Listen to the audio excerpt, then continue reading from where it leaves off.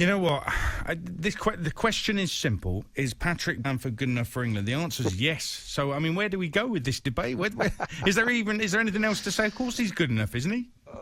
He keeps putting the goals in, yeah. I mean, there's no doubt. I mean, it's just such a difficult one, isn't it? Because I think it is. I think we've got to be impressed by his performances this year for Leeds.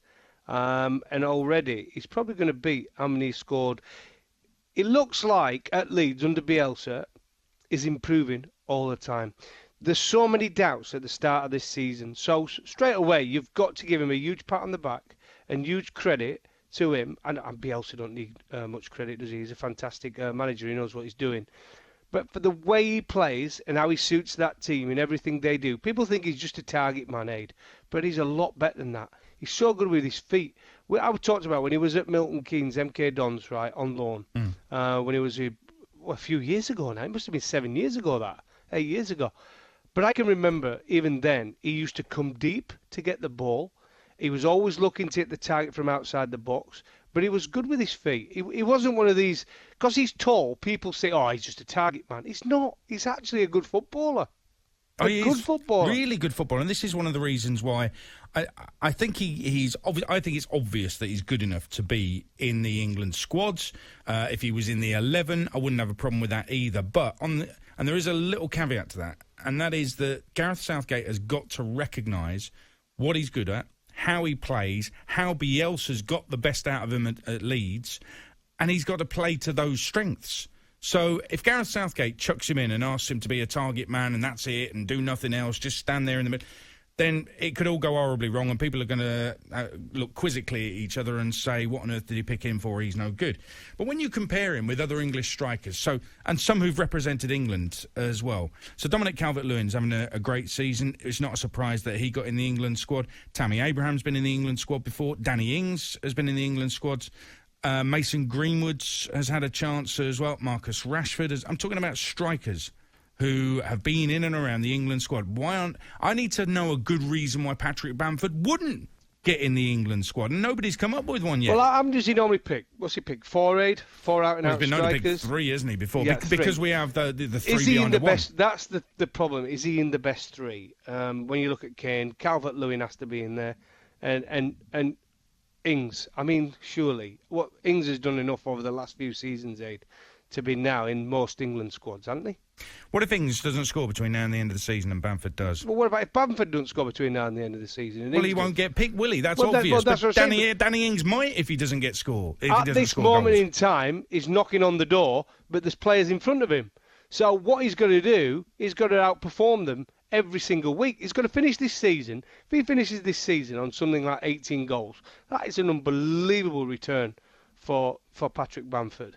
And he's there. He's not scored for a few games, and he put one in. That performance at the weekend was probably his best in a Leeds shirt. Everything. The work rate, the creativity.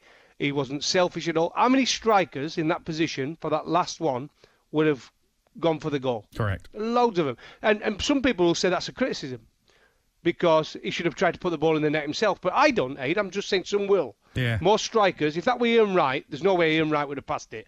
If that were Mo Salah, there's no way Mo Salah would have passed it.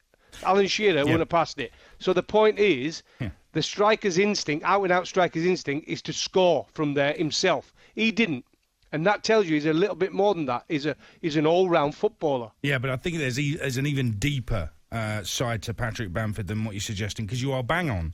Not every out-and-out striker would pass the ball in those circumstances, but Bielsa... Well, Kane wouldn't have. Bielsa has drilled it into him and every other Leeds player that it's not about them, it's about the team. Yeah. If these are positive things that are being drilled into these players at Leeds United, I think that's why there's a lot of love. People look at Leeds, conceding goals and think, well, what's this all about? Why are people loving it? It's because of what he's got going there, how they play, how they all work for each other. Look at the running. I mean, people have been talking last week about the Leicester project and how everybody needs to learn from Leicester. Well, the Leicester project seems to involve no players running. It was just ridiculous yesterday. Leeds are all running for each other, working for each other, helping their mates out. And I want to see more of that with the England team as well.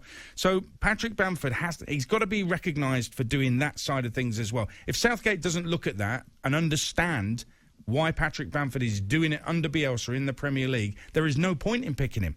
Well, I agree with you totally. And what he's going to do is keep watching him and watching more. Because at Leeds, his footballing talent's is allowed to express himself. The problem he has been in his other opportunities in the Premier League, he's been picked for the clubs he went to, probably with the wrong moves. Because guess what he went as?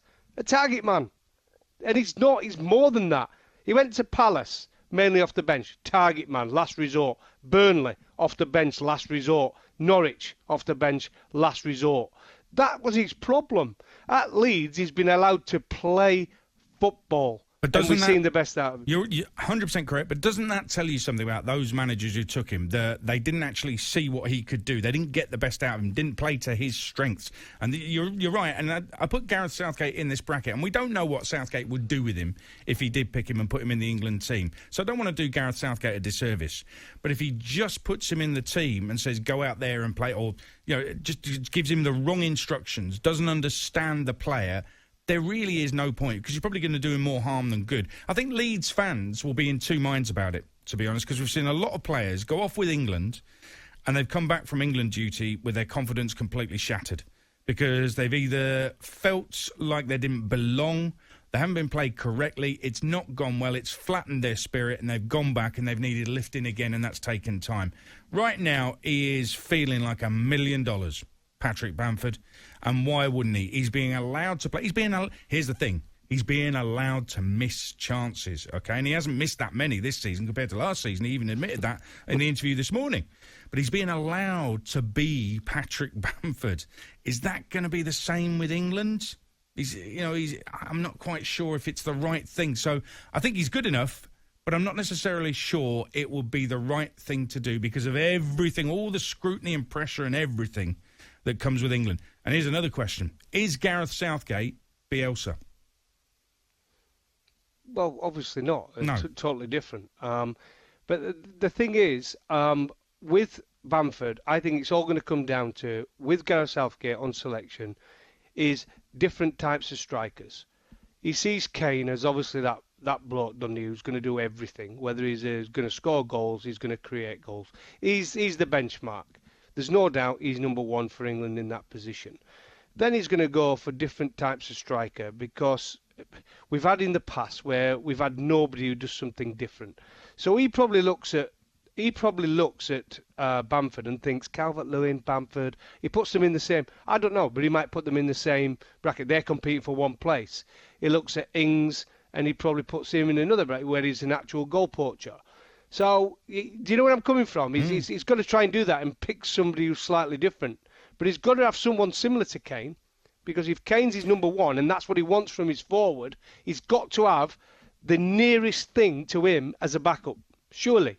I would think so. If goals are your thing and that's what you judge it by, let me give you the goals. Abraham, of the English strikers so far this season in the Premier League only, Tammy Abraham's got 6, Rashford has got 7, Ings has got 7.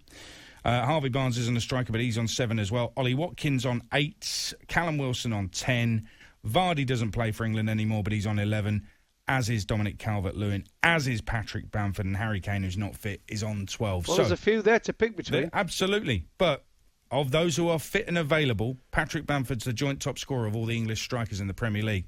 Is he good enough to play for England? What do you think? And if you don't think so, tell us why not. 08717 223344.